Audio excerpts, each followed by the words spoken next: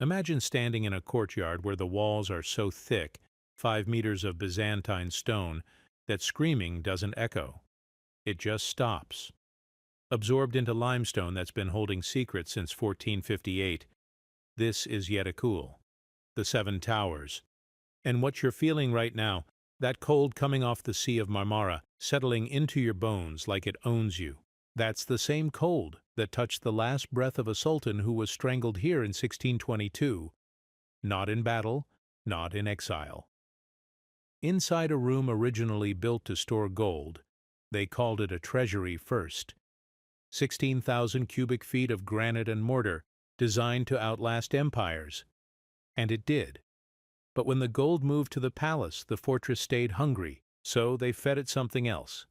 Diplomats, prisoners, anyone whose existence became inconvenient.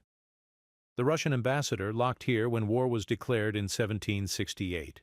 French officers who later wrote about the well in the courtyard, 20 meters deep, with stories that still won't die.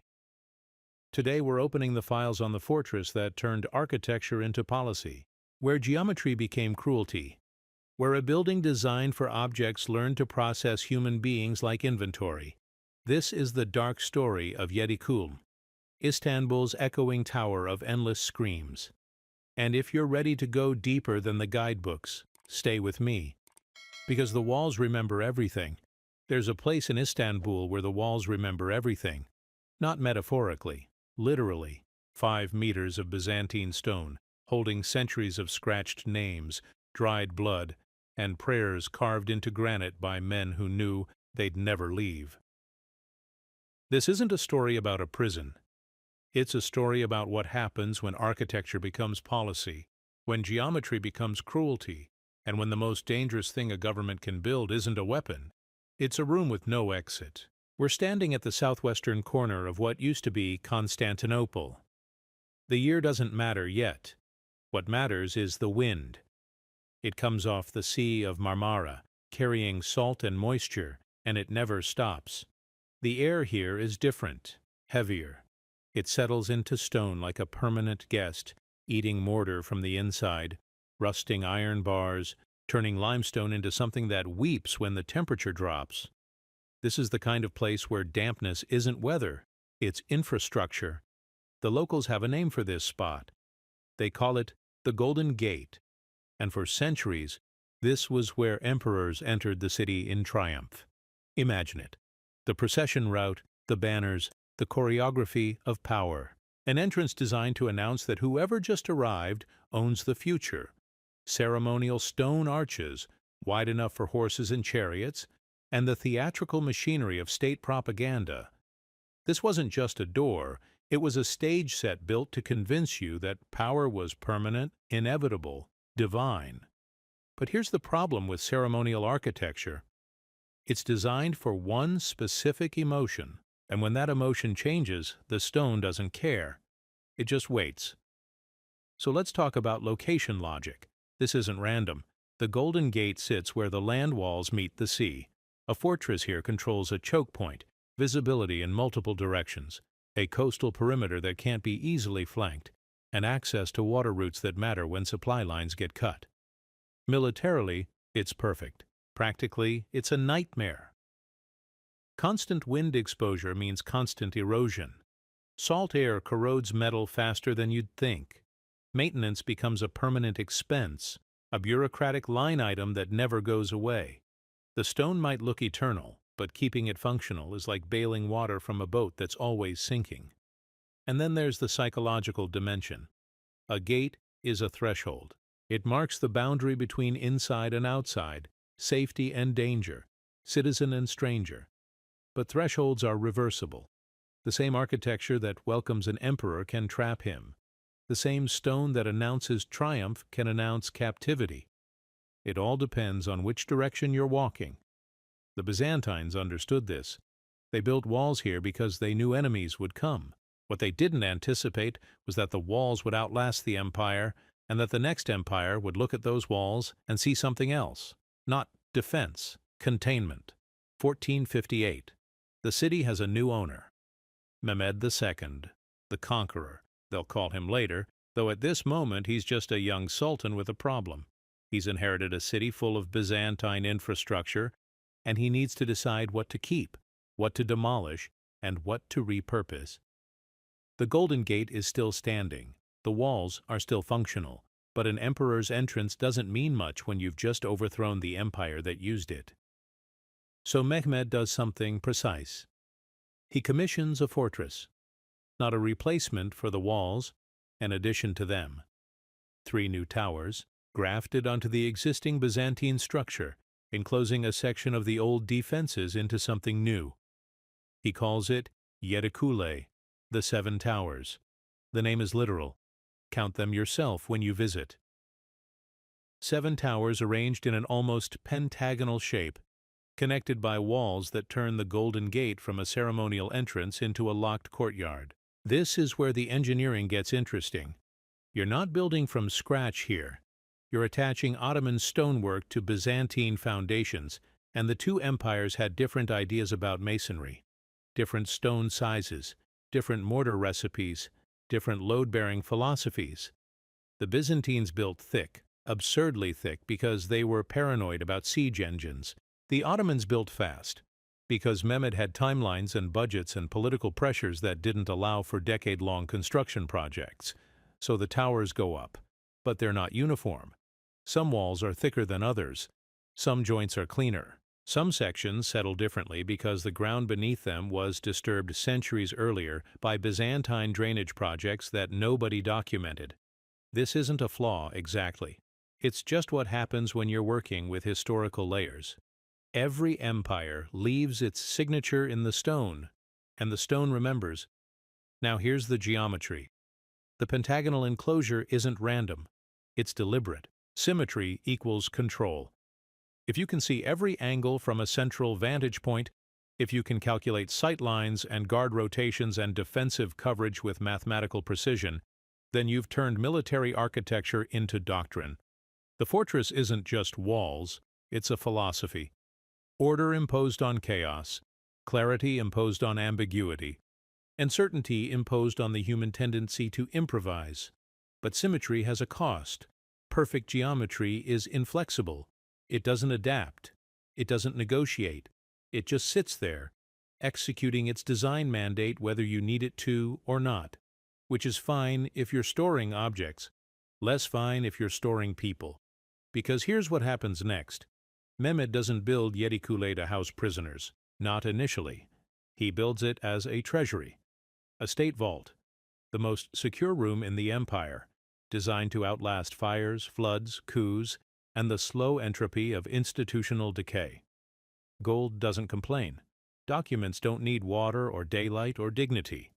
So, the fortress becomes a bank vault wrapped in military architecture, a place where the empire's financial spine is protected by 5 meters of stone and a key system so complex that losing even one key becomes a bureaucratic crisis. Imagine the protocol. Every tower is a compartment. Every compartment has a designated function.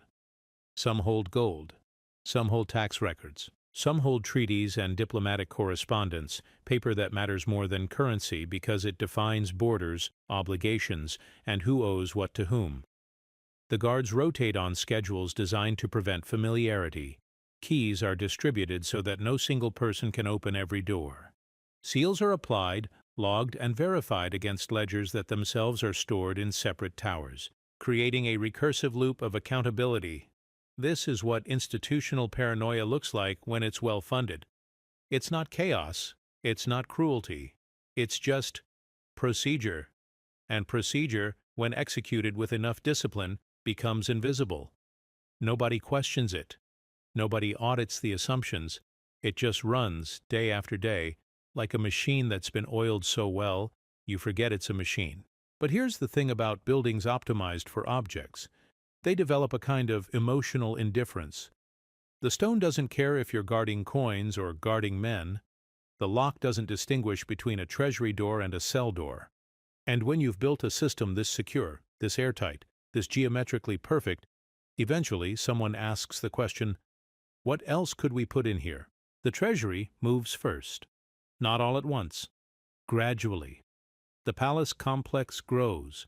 Topkapi becomes the center of power, and proximity matters when you're managing an empire. So the gold relocates, the documents follow, and suddenly, Yedikule, this fortress built to protect the empire's material wealth, finds itself underemployed. Empty buildings are expensive. They still need maintenance. Guards still draw salaries. Roofs still leak. Mortar still erodes. You can't just abandon a fortress this well built, and this strategically located. So the empire does what empires always do when they have surplus infrastructure. They repurpose it.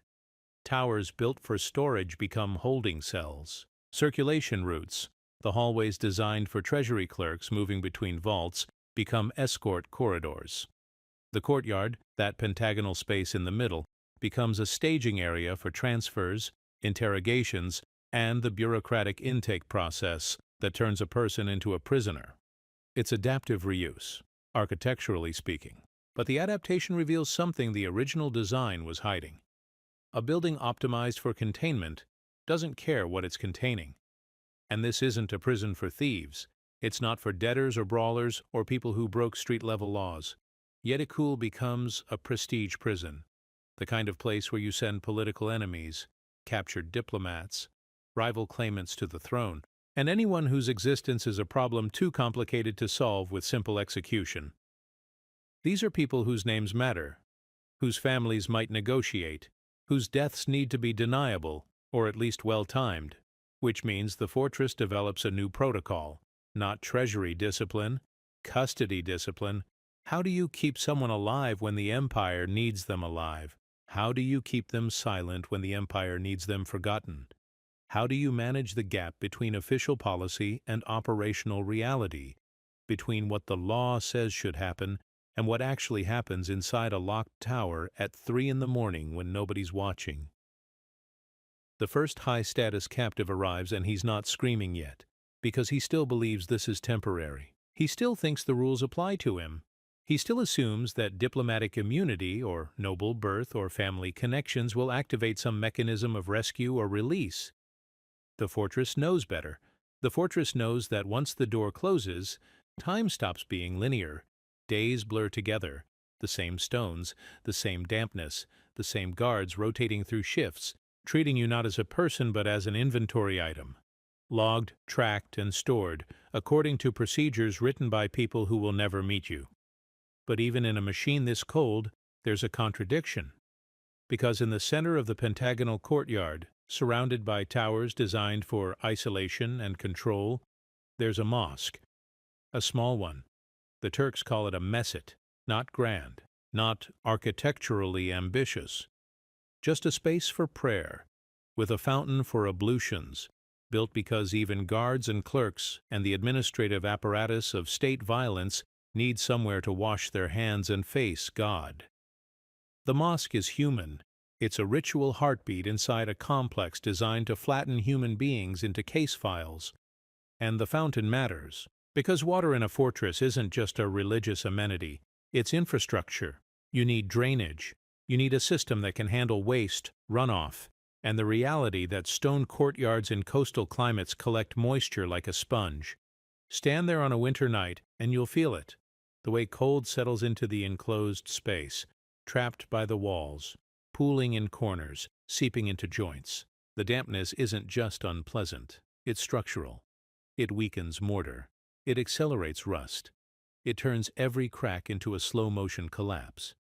But the mosque also creates a cruel irony. Here's a place meant for spiritual clarity, submission to something higher, a momentary escape from the material world, built inside a complex designed for controlled ambiguity. Who's a guest here? Who's a hostage? Who's a clerk? And who's a captive waiting for paperwork to decide his fate? The mosque says everyone is equal before God. The fortress says everyone is reduced to their function in a system that doesn't explain itself. And then there are the invisible people, the ones who make the machine run. Guards, yes, but also cleaners, cooks, maintenance crews, the men who repair doors and replace hinges and sweep corridors and haul water from the fountain to the cells when a prisoner's bucket is empty. These people don't appear in the official records. They're not named in the dispatches sent to the Sultan, but they're the ones who notice things. They notice when the fortress has moods. They notice when the quiet days are interrupted by a sudden arrival, high-level escort, extra guards on a tower that's usually empty.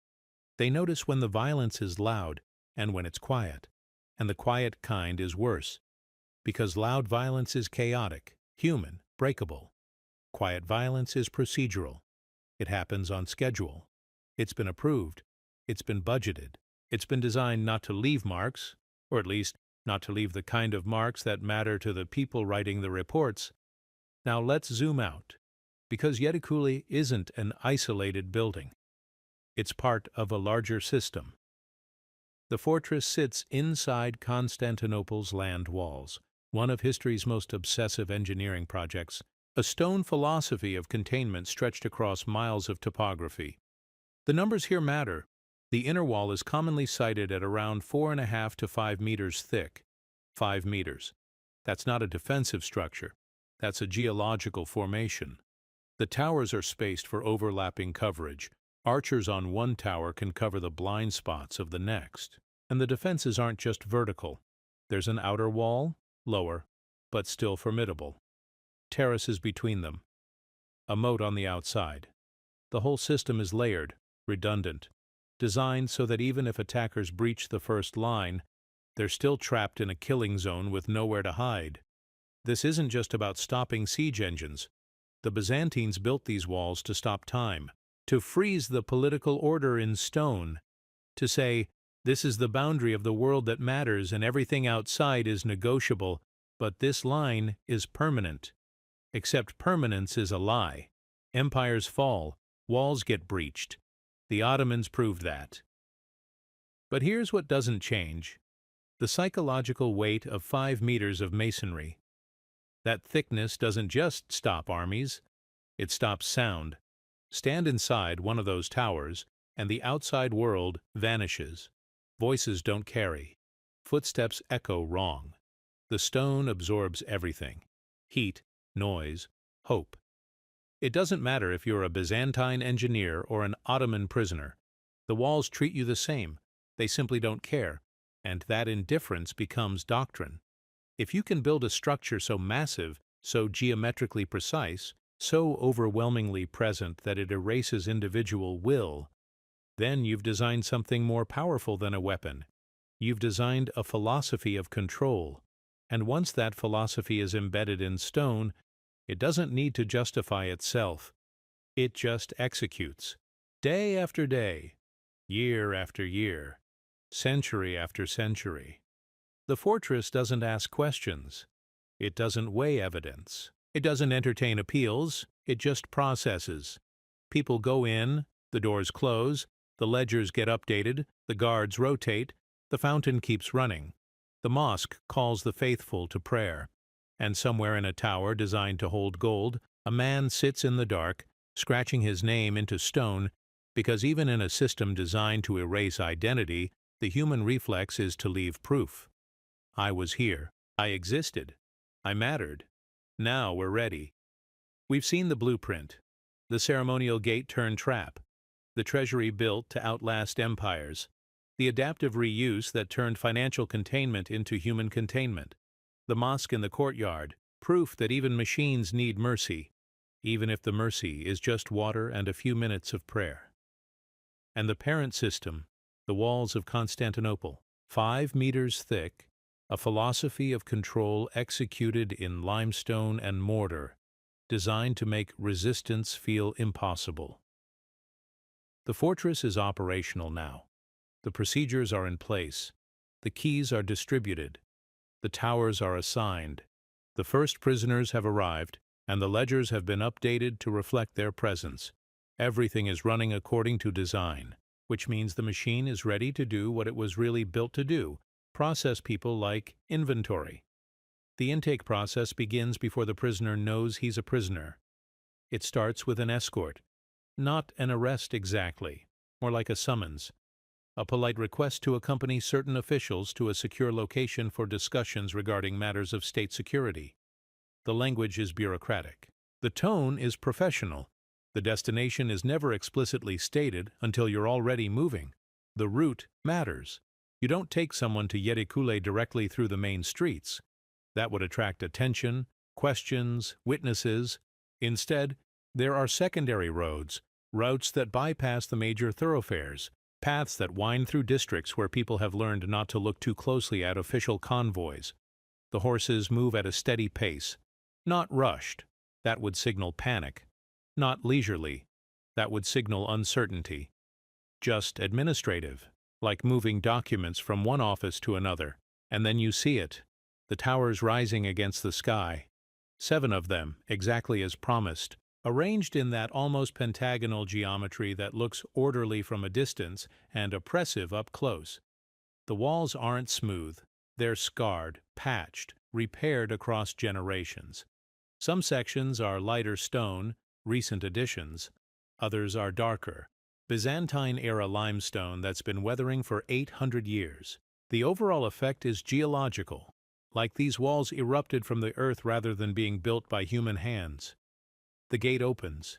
This is controlled. One of the guards has signaled ahead, and the mechanism has been activated, and now you're passing through the threshold, that reversible boundary we talked about earlier. On one side, you're still technically free. Your name still means something. Your family connections still theoretically matter. On the other side of the gate, none of that applies anymore. You've entered a different jurisdiction, one that operates on different rules, written by people you'll never meet. The courtyard is smaller than you expected. The pentagonal shape creates odd angles, pockets of space that feel enclosed even though they're technically open to the sky. The mosque sits in the middle, anchoring the geometry. The fountain is running. You can hear the water, which should be soothing, but isn't, because the sound echoes wrong off the stone walls, creating a layered acoustic signature that makes it hard to tell where anything is coming from. Now comes the administrative portion. A clerk appears. Not hostile, not sympathetic, just functional. He needs information. Your name recorded in a ledger that's already thick with other names. Your origin, your affiliations. The reason for your detention, though this is often left vague, coded in language that could mean anything. Matters requiring further investigation. Protective custody pending resolution of diplomatic complications. Second, temporary restriction of movement at the request of relevant authorities. You're not allowed to keep much. Personal items are catalogued, stored, theoretically available for return upon release, though upon release is doing a lot of work in that sentence. Some of these items will sit in storage for years. Some will be quietly redistributed to guards, clerks, or officials who decide that an unclaimed possession is essentially state property. Some will simply degrade, fabric rotting in the dampness, metal corroding, paper dissolving into illegible pulp. Then there's the tower assignment. This isn't random. Different towers have different security classifications. Some are reserved for high-status captives who need to be kept alive and relatively comfortable because their diplomatic value might increase. Some are for people who need to be isolated because they're considered dangerous, not physically dangerous, but politically dangerous. The kind of person whose words, if heard by the wrong audience, could destabilize arrangements that took months to negotiate. And some towers are simply holding areas. Transit zones for prisoners who are awaiting transfer, trial, or a decision that hasn't been made yet. These are the worst, psychologically, because at least if you know your status, if you're told you're here for 6 months, or you're here until the war ends, you can construct a mental framework, you can count days, you can plan. But in a transit tower, time becomes liquid, days lose definition. You wake up not knowing if this is the day someone comes for you, or if this is just another day of waiting for the day someone comes for you. The cell is not large. Most of them aren't. We're talking about spaces originally designed to store things, chests of gold, stacks of documents, sealed containers of valuable commodities. The conversion to human occupancy didn't involve expanding the volume. It just involved adding a door that locks from the outside, a small barred window for ventilation, and maybe a bucket in the corner for waste. The window is important, not because it provides a view. Most of the tower windows look out onto other walls, or into the courtyard at angles that don't reveal anything useful. The window is important because it's how you track time. Sunrise means morning. The angle of light shifting across the stone floor means midday. Sunset means evening. The quality of darkness means night. Without the window, you'd lose even that basic orientation. Some of the deeper cells, the ones in the basement levels or the interior compartments, don't have windows at all. Those prisoners measure time by meals, assuming meals come regularly, or by the sound of prayer calls from the mosque, 5 times a day, the human metronome of a system that keeps running whether you're paying attention or not. But here's what the official records don't capture: the noise of captivity, not screaming. That's rare, actually, because screaming wastes energy and doesn't produce results, and eventually gets you moved to a worse cell where the guards don't have to listen to you. No, the real noise is smaller. The scrape of a fingernail against stone. The rhythm of someone pacing. 3 steps forward, turn, 3 steps back, turn, hour after hour, trying to maintain some sense of physical agency in a space designed to eliminate it. The cough that won't go away because the dampness gets into your lungs and your body can't expel it. The muttered prayers, or conversations with people who aren't there, or the internal monologue that gradually becomes external because the line between thinking and speaking dissolves when there's nobody to hear the difference. And then there are the inscriptions. This becomes the unofficial record, the counter-narrative to the official ledgers. Prisoners carve names into the walls, dates, prayers, curses, messages to whoever comes next. The stone is rough enough in some towers that you can scratch marks with a fingernail, or a piece of broken pottery, or a smuggled nail, or anything hard enough to leave a trace. One tower in particular becomes famous for this. They call it the Inscriptions Tower, though that's a later designation. At the time, it's just another holding cell. But over decades, over centuries, the walls become a census. Multiple languages layer on top of each other: Greek, Turkish, Latin, Armenian, Arabic. Different alphabets fighting for space on the same surface. Some inscriptions are elaborate, full sentences, carefully carved, names with titles and dates and appeals to God or posterity. Others are just a single word: prisoner, or help, or simply a name. Scratched so deep the stone remembers it, even after the moisture has eroded everything around it. The engineering detail here is accidental but profound. Rough stone surfaces become archival media. The limestone is porous enough to hold the marks, but the humidity, that constant dampness we keep coming back to, acts as both preservative and destroyer. Some inscriptions last for centuries because the moisture stabilizes the surface, filling in the scratches with mineral deposits that harden into a kind of fossilized text. Other inscriptions vanish within a generation because the salt air corrodes the stone from the outside in, eating through the surface layer and taking the carved letters with it. So history becomes corrosion. The archaeological record isn't neutral, it's selective, biased toward whatever survived the specific chemistry of this particular microclimate, which means the names we can read today aren't necessarily the most important prisoners. They're just the ones who carved in the right spot, at the right depth, in stone that happened to weather favorably. But every inscription creates a bureaucratic nightmare, because officially these people don't exist, or they exist in carefully controlled ways, in ledgers that are classified, in diplomatic correspondence that uses euphemisms. The inscriptions are unauthorized documents. They're evidence of who was here and when, and they contradict the official silence. You can't easily erase them without destroying the wall itself. You can't paint over them. The paint just flakes off in the dampness. So the inscriptions accumulate, building a shadow archive that the state can't fully control. Beneath one of the towers, there's a well. That's the simple version. The complicated version is that there's a vertical shaft, roughly 3 meters in diameter, descending approximately 20 meters into the earth. Numbers vary depending on which account you read and how much silt has accumulated at the bottom. The well has a reputation.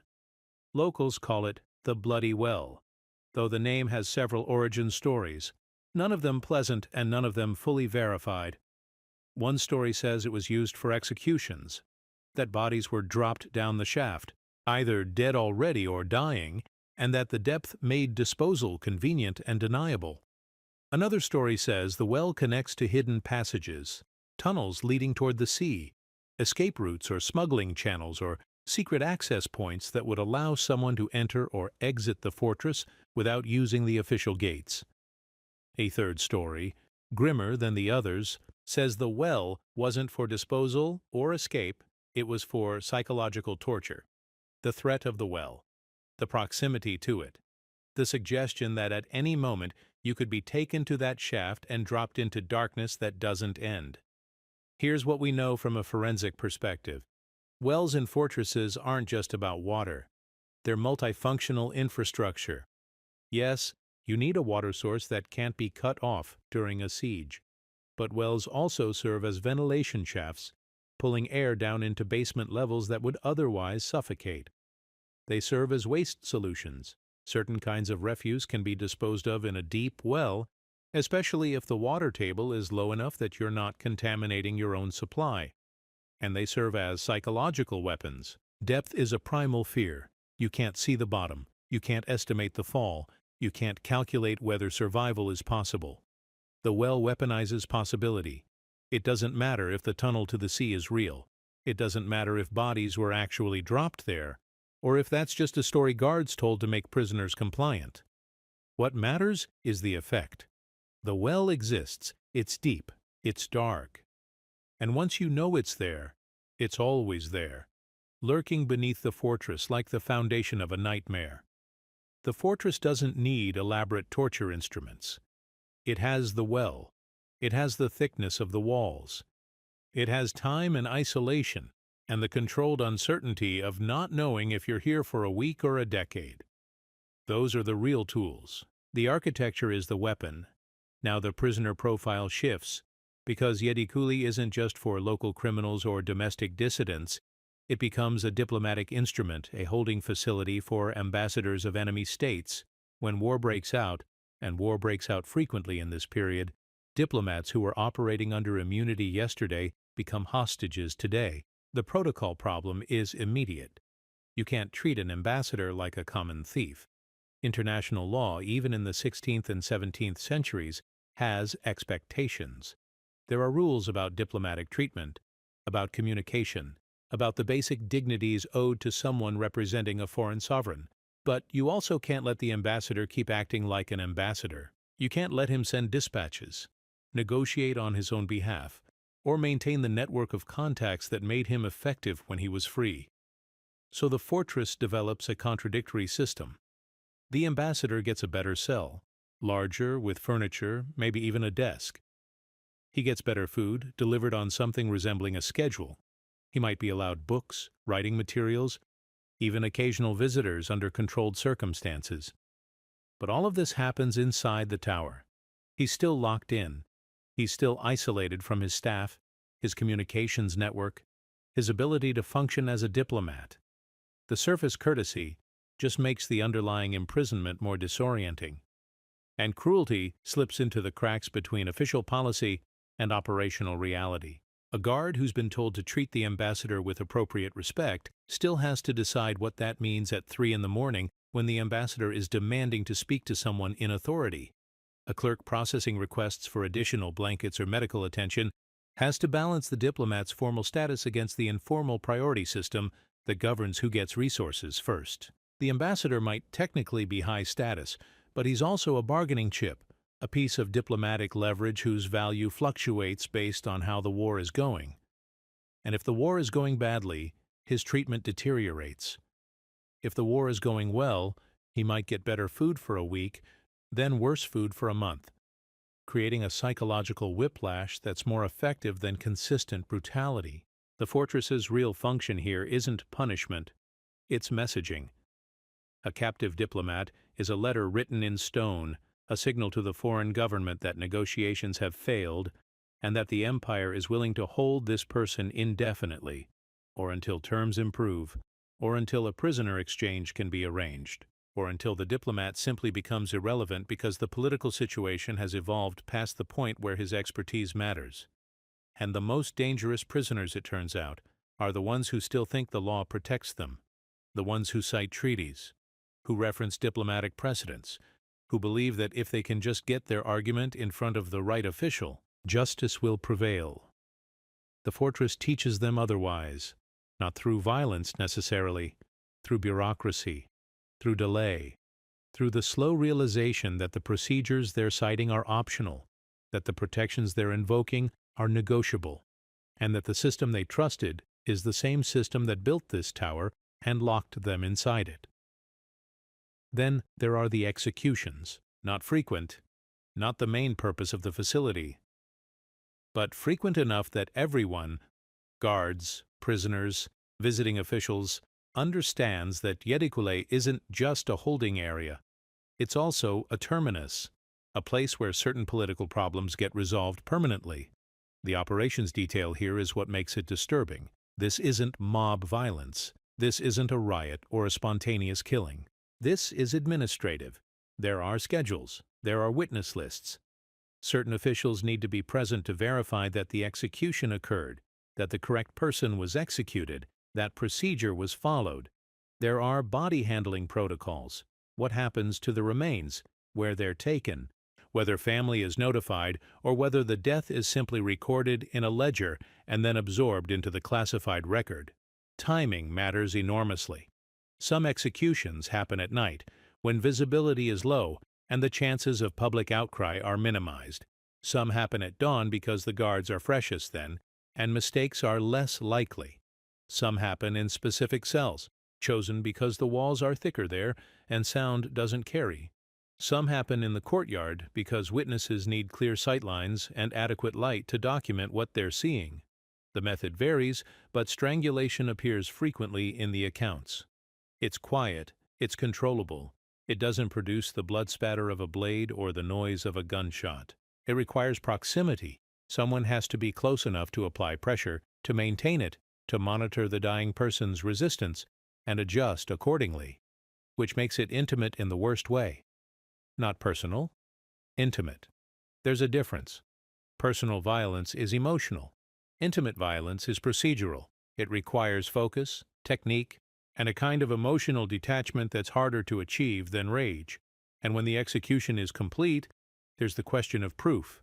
The state needs to know the person is dead, not injured, not unconscious, dead, which sometimes means verification steps that the official records describe obliquely. Measures taken to confirm cessation of vital signs or post-mortem examination conducted by designated officials. The accounts from later historians are more direct. Mutilation, in some cases, to create unmistakable evidence that the execution was successful. This is the horror of Yedikule, not chaos, procedure. A killing that runs on schedule, that follows a checklist, that produces documentation for the files. Violence that has been bureaucratized is the bleakest kind because it means someone has optimized it. Someone has figured out the most efficient method, the most reliable witness protocol, the best way to dispose of evidence. And once that knowledge is institutionalized, it becomes routine. Guards change shifts, clerks update ledgers, the fountain keeps running in the courtyard. And somewhere in a tower, a man who was alive yesterday is now a completed case file. But the ultimate contradiction is still coming, because the fortress built to serve the throne is about to imprison the throne itself. 1622. The empire is fracturing from the inside, not from invasion or rebellion in the provinces, but from the armed men inside the capital. The Janissaries, elite infantry, the Sultan's supposed protectors, the military force that's been defending the empire for generations, have become a political faction. They have opinions. They have demands. They have the weapons and the organization to enforce those demands.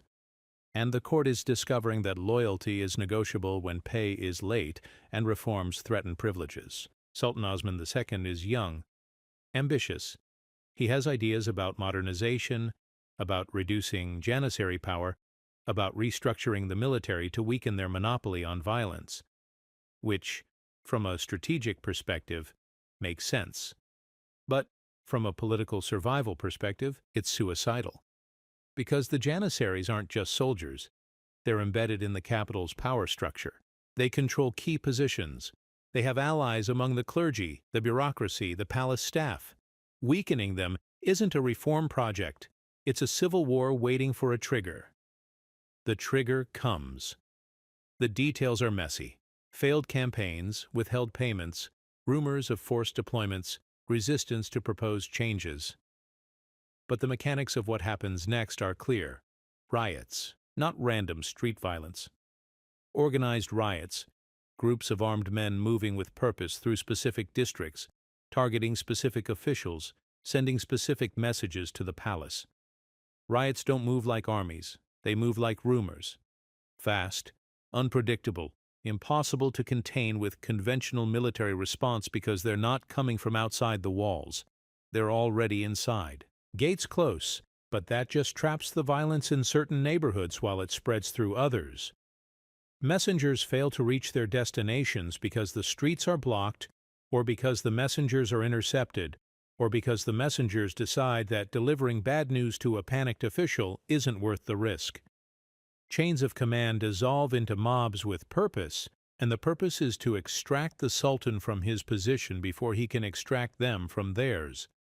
The security apparatus, the same system that's been protecting sultans for decades, discovers that it's very good at finding targets, even when the target is the person it's supposed to protect, because the apparatus doesn't have loyalty. It has protocols.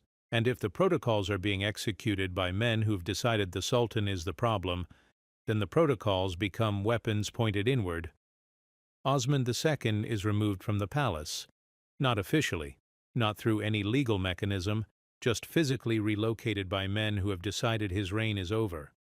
The escort route doesn't go to a royal residence or a secure compound where he might rally support. It goes to Yedikule, where a sultan becomes a prisoner. The symbolic inversion is absolute.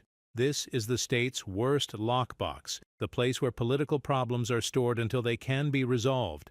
And now the sovereign himself is inside it, subject to the same isolation, the same procedural indifference, the same architecture of containment that he technically commands, except he doesn't command it anymore. The towers do, the walls do, the guards who now answer to different authorities do. Spatial horror is modular. You can cut a man off from his allies by moving him 30 meters and 2 doors. He's still in the same fortress, still technically in the same city, but the walls between him and rescue are thick enough that coordination becomes impossible. Even if someone wanted to extract him, they'd need to breach the fortress, navigate the pentagonal layout, identify which tower he's in, bypass the guards, and execute an escape under conditions designed to prevent exactly that scenario. The fortress's design flaw becomes fatal. It was meant to resist outsiders. Now it's being used to prevent rescue from insiders. The same geometry that kept prisoners in now keeps rescuers out. Time becomes the weapon here. Not days, hours. Because everyone understands that this situation is unstable. A deposed sultan in captivity is a rallying point for anyone who still supports him, or who opposes whoever staged the coup, or who simply wants to use the chaos to advance their own position. So the window for decision-making is narrow.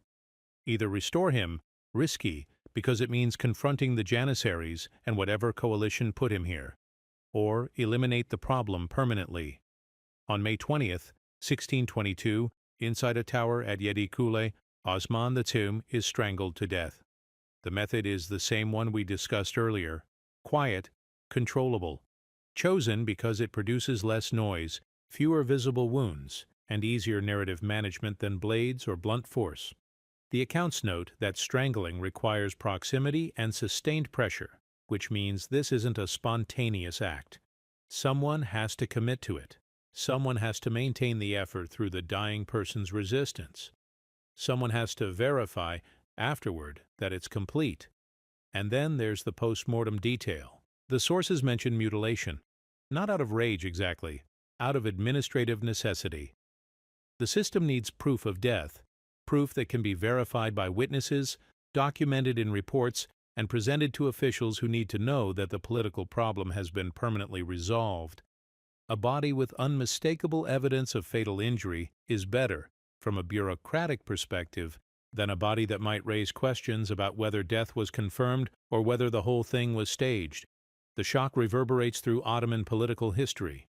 Sultans have been deposed before.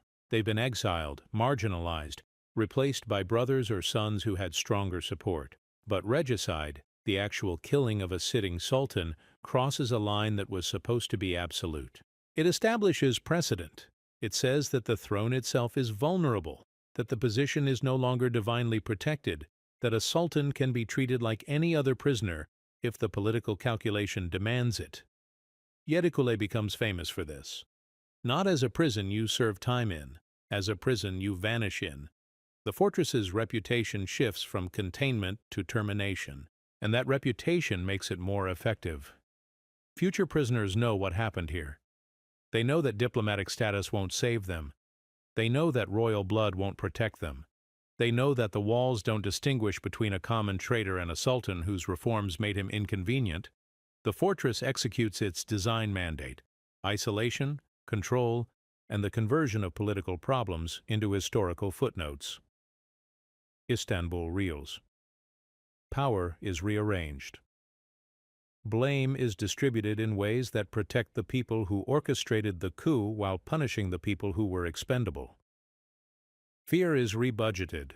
Officials who might have resisted reforms now realize that resistance can be fatal, but so can proximity to a failing sultan. The institutional response is predictable: more secrecy, more surveillance, more preventive imprisonment. If a sultan can be killed inside the fortress, then anyone can, which means the fortress becomes even more central to the state's security apparatus. More people are sent there for protective custody, more cases are classified, more doors lock, and fewer people ask why. The centuries pass, but Yedikule doesn't retire. It simply updates its prisoner profile. In 1768, war breaks out with Russia, and the first casualty of the war isn't a soldier. It's the Russian ambassador, Alexei Obrezhkov, along with his embassy staff. They're arrested and imprisoned at Yedikule. No formal charges, no trial, just an abrupt conversion from diplomatic status to captivity. This is war declared not on paper, but in chains. The message to Russia is clear: your representative is now our hostage. Negotiate accordingly. The message to other embassies in Istanbul is equally clear: diplomatic immunity is contingent on peace. When peace ends, so does immunity. The fortress becomes a foreign policy instrument, and the imprisonment becomes leverage in whatever negotiations or ultimatums follow. Diplomatic containment creates new problems. Embassy staff aren't trained for captivity. They're bureaucrats, translators, clerks who were expecting to spend their time processing paperwork, not enduring isolation in a coastal fortress where dampness eats through clothing and the days blur together. The guards need to manage people who speak languages they don't understand, who have cultural expectations that don't match the fortress's operational norms, who might try to communicate with outside contacts through methods the guards haven't anticipated. So the rules change overnight. Surveillance increases. Mail is intercepted or delayed indefinitely. Visitors are denied or allowed under conditions so restrictive that the visits become performative rather than substantive. The prisoners exist in a state of controlled panic. They don't know how long the war will last, whether they'll be exchanged in a prisoner swap, or whether they'll simply be held until they're no longer diplomatically useful. But Europe is changing. Armies modernize. Empires start writing about prisons differently. The Enlightenment has introduced ideas about evidence, documentation, and the public accountability of state institutions. Prisons are no longer just dungeons. They're subjects of investigation, reform debates, and international comparison, which means when European prisoners leave Ottoman captivity, they start publishing accounts. 1799 to 1801. François Pouqueville, a French officer and scholar, is held at Yedikule during the Napoleonic era. And when he's finally released, he does something the fortress wasn't designed to handle. He writes. He publishes descriptions of the conditions, the architecture, the treatment of prisoners. He turns the prison from a local terror into an international reference point, a case study in the literature of confinement. This is the information hazard the Empire didn't anticipate. The walls can hold bodies. They can prevent physical escape. But they can't reliably hold narratives. Once a prisoner with literary ability and a publishing network gets out, the fortress's isolation is retroactively breached. The stories leak. The details circulate. The Empire can still lock people up, but now the outside world is counting. Diplomats are tracking who goes into Yedikule and whether they come out. Newspapers are reporting on conditions. Reform advocates are using the prison as an example of institutional cruelty that needs to be addressed. The pressure accumulates slowly, but it accumulates, and by 1837, according to the records commonly cited, the last prisoner leaves. Not because the Empire has embraced Enlightenment values, not because the fortress has been deemed inhumane, but because the political calculus has shifted. High-status imprisonment has become more trouble than it's worth. The architecture of containment remains, but the cargo has been redirected, so the fortress sits, empty of prisoners, still guarded, still maintained, still technically operational, but underemployed in the same way it was after the Treasury moved, an institution waiting for its next purpose. The walls are still thick, the towers are still standing, the well is still deep, the inscriptions are still carved into the stone, but the machine has stopped processing people, and nobody's quite sure what to do with a machine that's too well built to demolish and too symbolically loaded to ignore. Shutdown is harder than operation, because when a prison closes, it doesn't just empty out. It leaves behind a procedural ghost, routines that nobody officially canceled, guard rotations that were never formally terminated, keys that still exist even though the locks they open no longer matter. Institutions hate endings. They prefer transfers, reassignments, gradual obsolescence. A clean break requires admitting that the institution served a specific purpose and that the purpose has expired and that the empire that built it has moved on. 1837. The last prisoner leaves Yedikule. We don't know his name. The records that do exist are vague on purpose, classified for security reasons, or lost to fire, or simply never kept because low-level administrative details weren't worth documenting. What we know is the date, and the fact that afterward the cells stay empty. But empty doesn't mean abandoned. The fortress still requires maintenance. Stone doesn't stop weathering just because people stop occupying it. In fact, the decay accelerates because buildings need human activity to survive. People notice when a doorframe is loose. They report when roof tiles crack. They clear drainage channels before water accumulates and seeps into mortar joints. Without that constant low-level attention, a fortress doesn't stay frozen in time. It slides backward, one leak at a time. The guards remain, at least initially, fewer of them. A skeleton crew maintaining security protocols for a facility that no longer has anything to secure. They patrol empty corridors. They lock doors that nobody's trying to open. They write reports documenting nothing. No incidents, no arrivals, no departures. Routine maintenance continues. The reports are filed, forwarded through bureaucratic channels that are themselves beginning to atrophy, read by officials who understand that this is theater, the performance of institutional continuity to avoid the question of what comes next. What do you do with keys when the prison closes? This isn't trivial. The key system at Yedikule was elaborate. Different keys for different towers, hierarchical access, redundant copies held by different officials in case of emergency. Each key represented authority, responsibility, a link in a chain of custody that defined how power operated inside the fortress. You can't just throw them away. That would be admitting the system is obsolete. So the keys get archived, stored in a treasury or armory, cataloged, preserved as artifacts of an institution that's no longer running but might theoretically be reactivated if circumstances change. Except circumstances don't change. The empire's security needs evolve past the point where a coastal fortress makes strategic sense. Modern prisons are being built according to different philosophies. Panopticon designs, radial layouts, cells with better ventilation and surveillance systems that don't rely on thick walls and isolated towers. Yedikule represents an older model of containment. one that worked when the goal was to make people disappear.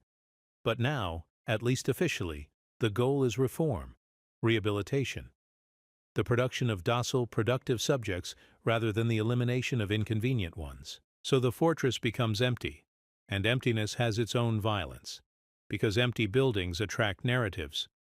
Without people to contradict them, the stories grow wilder. The bloody well becomes a dumping ground for hundreds of bodies, though no archaeological evidence supports this. The torture chambers become elaborate medieval horrors, though most of the actual violence was bureaucratic rather than theatrical. The ghost stories multiply. Prisoners who never left, whose spirits still scratch at the walls, whose voices echo in the courtyard at night when the wind moves through the pentagonal space in ways that sound almost human. Some of this is local folklore, the kind of thing communities generate around any old, imposing structure with a dark history. But some of it is deliberate, because the empire, even as it distances itself from the fortress's function, doesn't mind the reputation. Fear is useful. A population that believes the fortress could reopen at any moment is a population that self-polices, that thinks twice before agitating for reforms or questioning authority.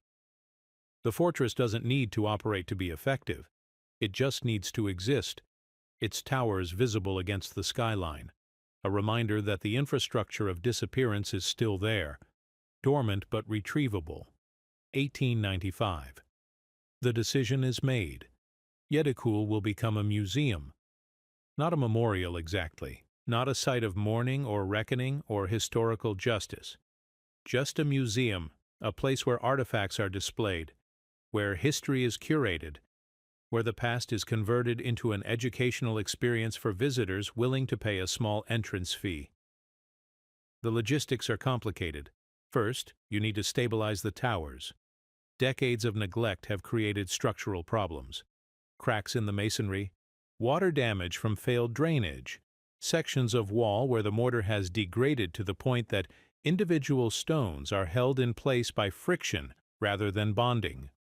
You need engineers to assess the damage, masons to execute repairs, and administrative oversight to ensure the repairs are documented so that future preservationists know what's original and what's been reconstructed. Then there's visitor flow. A fortress designed to restrict movement needs to be redesigned to encourage it, at least along controlled routes. You add stairs where prisoners weren't allowed to go. You install railings where drops are dangerous.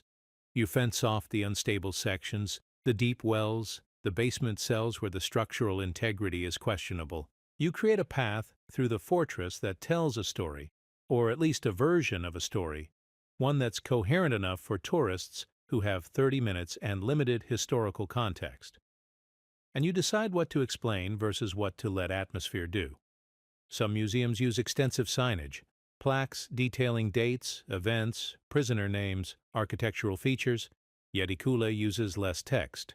The walls speak for themselves. The inscriptions are their own exhibit. The thickness of the stone, the narrowness of the cells, the depth of the well, these don't need explanation. They create a visceral experience that words would dilute. But here's the moral inversion. A place designed to restrict becomes a place you buy a ticket to enter. The same towers that represented state violence now represent cultural heritage. The same isolation that was punishment becomes immersion, an authentic experience of historical confinement that you can exit whenever you want. The fortress is no longer a tool of the state. It's a commodity, a tourist attraction, a chapter in Istanbul's self-presentation as a city that survived empires and accumulated layers of history worth preserving. The visitors come. Historians, initially. They examine the inscriptions, photograph the towers, publish papers on the architectural evolution from Byzantine foundations to Ottoman additions. Then the tourists arrive, guidebook in hand, cameras ready, moving through the fortress in groups that feel safe because they're groups, because there's daylight, because the guards are now docents, and the cells are now exhibits, and the experience is framed as educational rather than threatening. But stone doesn't care about interpretation. It keeps decaying. Frost wedges open cracks, rain seeps into joints, salt air corrodes exposed iron. Roots from vegetation growing in wall crevices exploit weaknesses in the mortar, expanding as they grow, slowly dismantling the structure from the inside out. A museum designation doesn't stop entropy.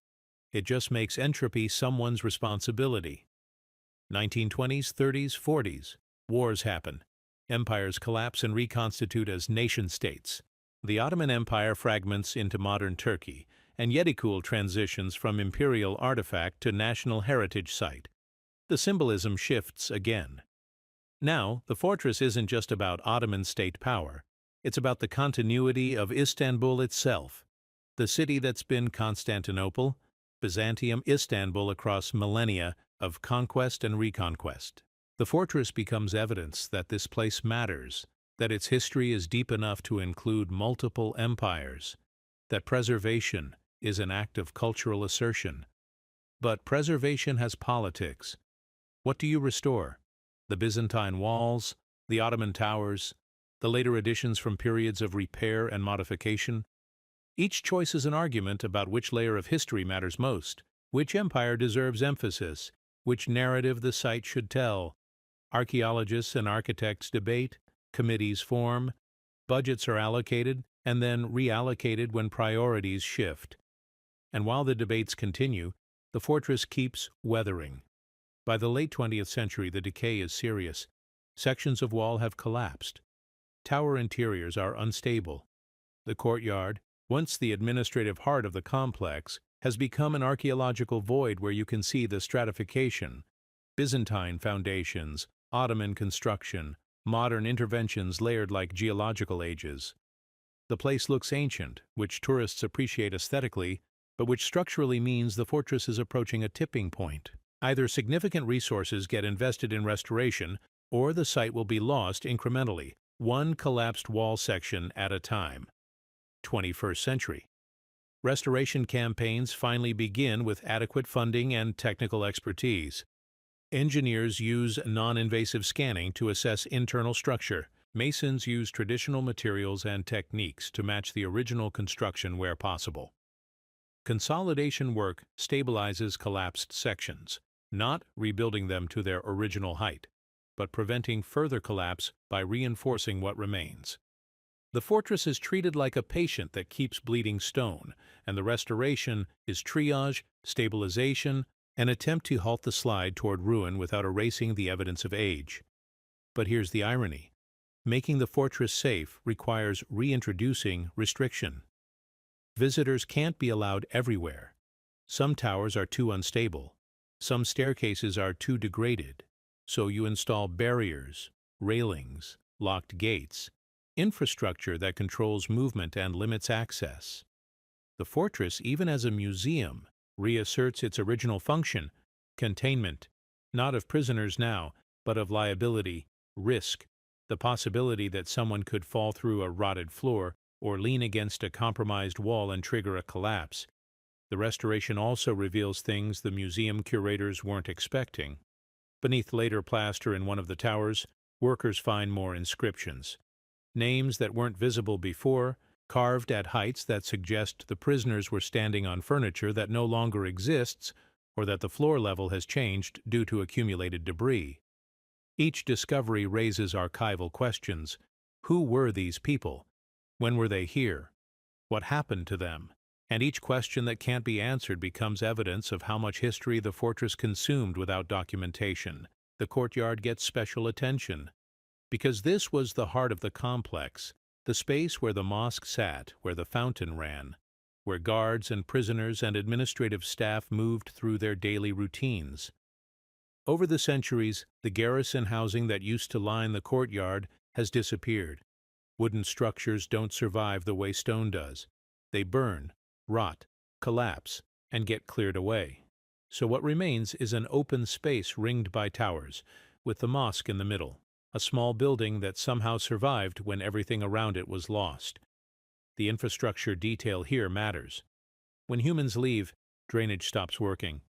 The courtyard was designed with channels and slopes to direct rainwater away from foundations. But when those channels clog with debris and vegetation, water accumulates. It pools in low spots. It seeps into the ground. And because this is coastal terrain with a high water table, the moisture doesn't drain away. It sits there, saturating the soil, wicking up into the stone foundations, accelerating the decay of everything it touches. So restoration includes drainage work, unglamorous, invisible, essential.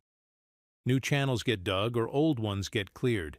Gradients get re-established, so water flows away from the towers instead of toward them. Gravel layers get installed to improve subsurface drainage.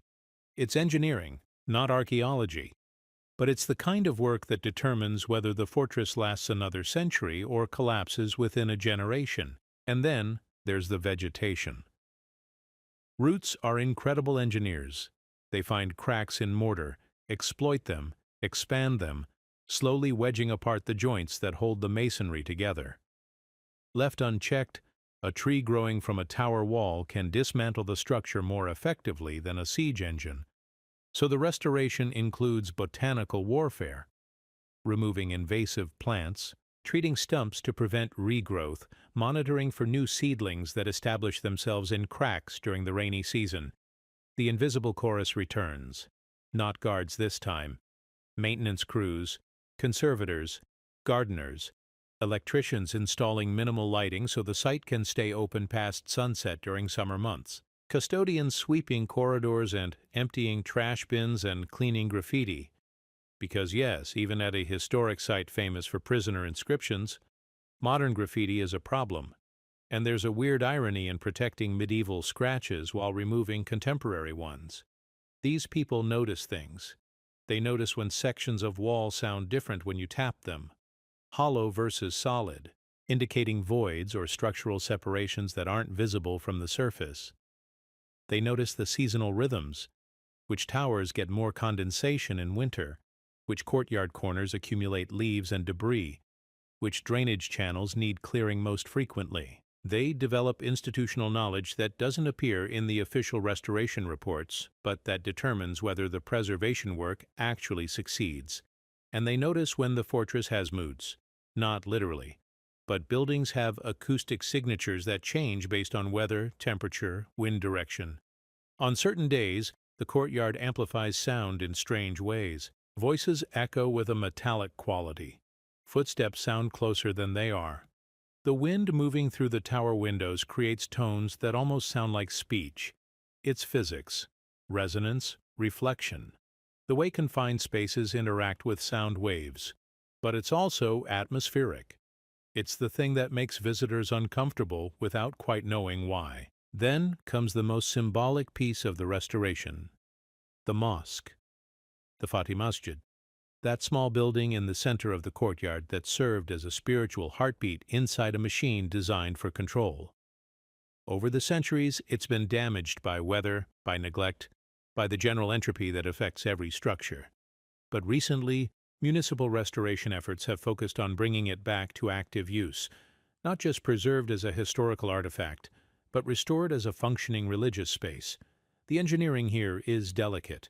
You're working with a building that's centuries old, with foundation problems caused by poor drainage, with walls that have developed cracks, with a roof that's been patched multiple times using whatever materials were available at the time. Modern restoration requires reversing the bad repairs, stabilizing the structure, and then rebuilding in ways that respect both the original design and contemporary safety codes. But reactivating a religious space changes everything. Suddenly, the site isn't just historical, it's living. Prayer happens 5 times a day. The call to prayer sounds across the courtyard, echoing off the towers the same way it did when the fortress was operational. Worshippers arrive, remove their shoes, perform ablutions at the fountain, which has also been restored and now runs with clean water on a schedule coordinated with prayer times. This creates a strange layering. Tourists visiting the museum for its dark history encounter a religious space that demands respect, quiet, a different kind of attention. The fortress becomes both memory and practice, historical site and active mosque, a place where the past is curated and the present is lived simultaneously. The guards who used to control prisoners now manage the boundary between these two functions, asking tourists to step back during prayer. enforcing modest dress codes near the mosque entrance, navigating the tension between preservation and use. The cultural engineering is subtle but profound. Reactivating the mosque changes how the entire site is patrolled, respected, understood. The soundscape shifts. Instead of just tour guide explanations and camera clicks, you hear the rhythm of prayer, recitation, silence, communal movement. The fortress develops a temporal structure that isn't just historical. It's daily, repeated, tied to the rotation of the earth and the scheduling of religious obligation. And this raises questions that don't have easy answers. If a society can repurpose a fear machine without fully reckoning with it, what else can it normalize? If you can pray in a courtyard where men were strangled, if you can buy a ticket to tour cells where diplomats were driven mad by isolation, if you can restore a fountain that ran while executions were scheduled 30 meters away, what does that say about how we metabolize violence? About how institutions outlive their original functions and get reassigned new meanings without ever being held accountable for the old ones? The fortress doesn't answer these questions. It just sits there, layers accumulating. Byzantine stonework at the base, Ottoman towers rising above, modern concrete patches where 20th century repairs were deemed necessary, security cameras mounted on medieval walls, interpretive plaques in Turkish and English, Wi-Fi access for tourists uploading photos to social media. The past and present aren't separate here. They're braided together, each era leaving its mark, none of them erased, all of them visible if you know what to look for. Now the final walkthrough. Imagine you're approaching Yedikule on a winter afternoon, light failing, temperature dropping, that salt wind coming off the Marmara the way it's been coming for 1,000 years. The towers are visible from a distance, 7 of them, just like the name promises, arranged in that almost pentagonal geometry that looks orderly until you get close enough to see the irregularities. The way different construction periods created different wall thicknesses, different stone colors, different levels of decay.